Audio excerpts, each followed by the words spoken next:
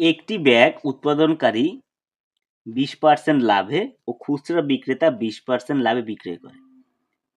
একটি ব্যাগ উৎপাদনকারী উৎপাদন করেছে, তখন উৎপাদন করার পর যে টাকা খরচ হয়েছে সেখান থেকে সে 20% লাভ করেছে।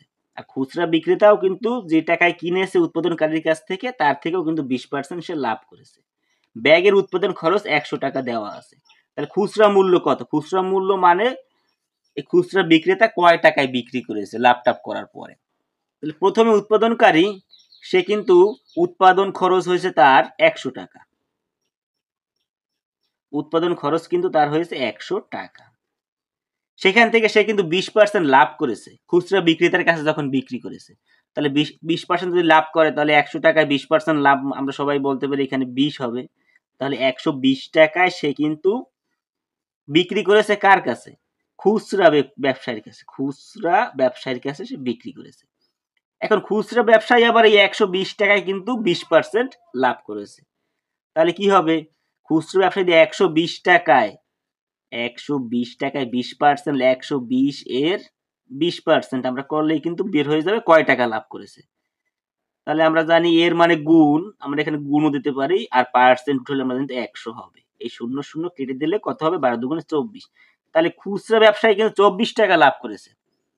তাহলে আমাদের এখানে প্রশ্নে কি বলছে? খুচরা মূল্য চেয়েছে, মানে লাভ টাভ করার পর কয় টাকা মূল্য দাঁড়িয়েছে। তাহলে অলরেডি সে কিন্তু 120 টাকায় কিনেছে এবং 24 টাকা লাভ করেছে। তাহলে মোট সে কয় টাকা খুচরা মূল্য হয়েছে? 144 টাকা।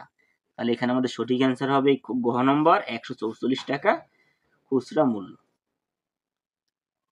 আপনাদের প্রতি একটি বিশেষ অনুরোধ, এখন পর্যন্ত যারা চ্যানেলটি সাবস্ক্রাইব করেননি তারা অবশ্যই চ্যানেলটি সাবস্ক্রাইব করবেন। ত্রিভুজের একটি কোণ, একটি ত্রিভুজ তার একটি কোণ এর, ত্রিভুজের একটি কোণ এর অপর দুটি কোণের সমষ্টি সমান হলে ত্রিভুজটি কি ত্রিভুজ সেটা বের করতে বলেছে। তাহলে আমরা একটি ত্রিভুজ যদি আঁকি, ত্রিভুজের একটি কোণ বলেছে অপর দুইটি কোণের সমান। আমরা জানি ত্রিভুজের তিন কোণের সমষ্টি হচ্ছে 180 ডিগ্রি। তাহলে একটি কোণ অপর দুইটি কোণের সমান, যদি আমরা এখানে মনে করি একটি কোণ 90 ডিগ্রি, এর অপর দুইটি কোণের সমান হলে এটা হবে 45 ডিগ্রি, এটা হবে 45 ডিগ্রি। তাহলে কিন্তু মিলে যাচ্ছে এখানে 90 ডিগ্রি, 45 45 90, একটি কোণ অপর দুইটি কোণের সমান, মানে এই দুইটি কোণ যোগ করলে আমরা কিন্তু এই একটি কোণ পাই। তাহলে এটা কি ত্রিভুজ? এটা হচ্ছে সমকোণী ত্রিভুজ। সমকোণী ত্রিভুজ আমরা সবাই জানি একটি কোণ 90 ডিগ্রি হয়, বাকি দুইটি কোণ সূক্ষ্মকোণ হয়। সঠিক অ্যান্সার হবে এখানে এই ক নম্বর। 100 টাকায় 10টি লেবু কিনে 100 টাকায় 4টি লেবু মানে 8টি লেবু বিক্রয় করলে শতকরা লাভ কত হবে? মানে আপনি 100 টাকায় 10টি লেবু কিনেছেন, আবার 100 টাকায় 8টি লেবু বিক্রয় করেছেন। এখানে এই যে টাকা, এই টাকাটা এই টাকাটা কিন্তু সেম। এরকম যদি দুই জায়গায় একই দেখেন যে ক্রয় মূল্য টাকাটা আর বিক্রয় মূল্যের টাকাটা সেম, তাহলে আপনি যে কাজটি করবেন, 10টি কিনেছে 8টি বিক্রয় করেছে, তাহলে লাভ হয়েছে 2টি। তাহলে উপরে দেবেন লাভ ভাগ কয়টি বিক্রয় করেছে? 8টি। তাহলে লাভ ভাগ বিক্রয় গুণ 100, এটা করলেই আপনার অ্যান্সার চলে আসবে। তাহলে 2 দিয়ে 4কে কাটলে হবে, 2 দিয়ে 8কে কাটলে হবে 4, আর 4 দিয়ে যদি আমরা 100কে কাটি তাহলে পাবো 25। তাহলে এখানে আমাদের সঠিক অ্যান্সার হবে 25%।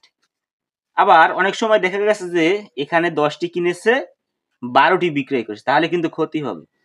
সেটা কিন্তু আপনার আগেই প্রশ্ন দেখে বুঝে নিতে হবে। আপনার এখানে যে কাজটি করবেন, লাভ হলে লাভ আর ক্ষতি হলে ক্ষতি, উপরে দেবেন কয়টি লাভ বা কয়টি ক্ষতি, নিচে দেবেন বিক্রয়, কয়টি বিক্রয় করেছেন, লাভ হোক বা ক্ষতি হোক, যে কয়টি বিক্রয় করবেন বিক্রয় নিচে দিয়ে দেবেন, গুণ 100% করে দেবেন। কাটাকাটি করলে আপনার অ্যান্সার চলে আসবে। 2 অঙ্ক বিশিষ্ট একটি সংখ্যা অঙ্কদ্বয়ের স্থান বিনিময়ের ফলে 54 বৃদ্ধি পায়।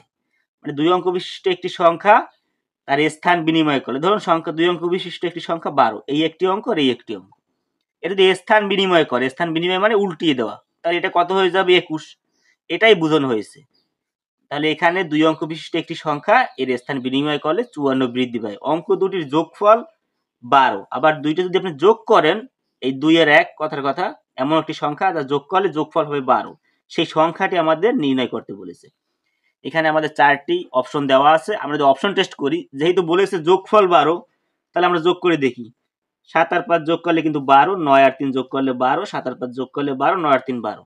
তারপর প্রত্যেকটার যোগফল কিন্তু 12। তাহলে এভাবে এই অপশনের এই যে আমাদের ক্লু দেওয়া আছে, এটা কিন্তু আমাদের ব্যবহার করা যাবে না। আমাদের আরেকটি কিন্তু হিন্টস দেওয়া আছে, অঙ্কের স্থান বিনিময়ের ফলে 54 বৃদ্ধি পায়। মানে স্থান যদি বিনিময় করে, ধরুন এখানে আছে 57, স্থান বিনিময় করলে হয়ে যাবে কিন্তু 75। স্থান বিনিময় করলে কত বৃদ্ধি পেয়েছে? 54। আমরা কিভাবে বুঝবো? 75 থেকে 57 বিয়োগ করলে কিন্তু আমাদের বোঝা যাবে যে কত বৃদ্ধি পেয়েছে। তাহলে এখানে কত বৃদ্ধি পেয়েছে? 8 আর 1 18 বৃদ্ধি পেয়েছে। তাহলে এখানে বলেছে কি 54 বৃদ্ধি পায়, এটা তো 54 বৃদ্ধি পায়নি, তাহলে এটা তো আমাদের হবে না, এটা কাটা। এটা দেখি আমরা, স্থান বিনিময় যদি করে তাহলে হবে 9 আসবে আগে, 3 আসবে পরে। স্থান বিনিময় করলাম থেকে আমরা বিয়োগ যদি করি, দেখি আমরা 54 বৃদ্ধি পাই কিনা। 9 আছে কত হলে 12 হবে, 9 আছে কত হলে 13 হবে, 4 হলে হাতে আমাদের 1, 4 আছে কত হলে 3 আর 1 4 আছে কত হলে 9 হবে, 5 হলে, এই যে 54 কিন্তু বৃদ্ধি পেয়েছে। তার মানে আমাদের সঠিক অ্যান্সার হবে এই খ নম্বর 39। 5 এর কত শতাংশ 7 হবে? 5 এর কত শতাংশ 7 হবে?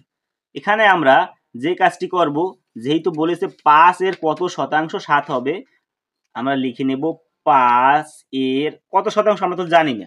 তাহলে আমরা মনে করলাম x যা ধরুন x% সমান শতাংশ মানে পার্সেন্ট 7। আচ্ছা, তাহলে আমরা এখানে এর মানে তো আমরা গুণ, সেটা তো এর লিখেই দিলাম, আর উপরে x আর নিচে পার্সেন্ট টোটালে আমরা নিচে 100। তাহলে আমরা কাটাকাটি করতে পারি। কাটাকাটি করলে কত হবে? আমরা কাটাকাটির ভিতর না যদি একবারে গুণ করি তাহলে অ্যান্সার কিন্তু তাড়াতাড়ি আসবে। 5x আর নিচে যদি আমরা 100 দিই আর নিচে 7, তাহলে এখানে এই বজ্রগুণ যদি করি 5x সমান সমান 700, তাহলে x সমান সমান কত হবে? 700 ভাগ 5।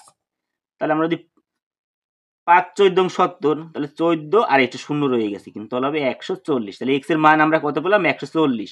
তাহলে x কত পার্সেন্ট এখানে x এর? তাহলে কত হবে? x ধরে নিয়েছিলাম আমরা, x হবে 140%, মানে 5 এর 140% হবে 7।